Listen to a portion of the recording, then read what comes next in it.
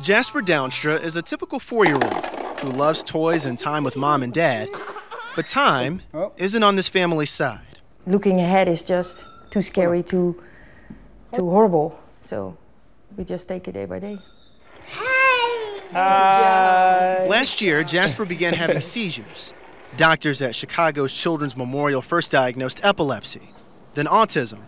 But more aggressive testing found Jasper suffers from an orphan disease called late infantile NCL, or Batten disease. I asked if he was going to die, and then she said yes, and that was like a huge blow. Batten disease progressively attacks a child's nervous system. It strikes 4 out of every 100,000 newborns in the U.S. Jasper lost the ability to walk in February. He isn't expected to live to be a teenager.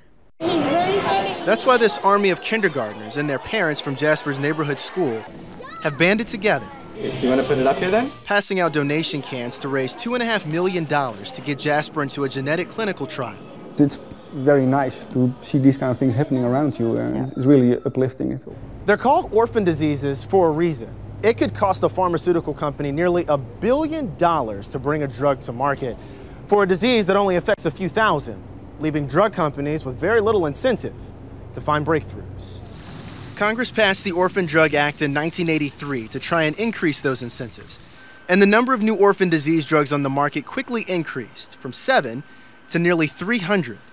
But there's a bottleneck of 1,500 other potential treatments that haven't gotten the funding for further testing. I'll tell you. Padgerandi founded the Orphan's Dream Foundation 2 years ago to try and find a cure for his own son's rare disease. I'm a father fighting for his kid. His son Rocco was diagnosed at the age of 2 with thalassemia, an incurable rare blood disorder.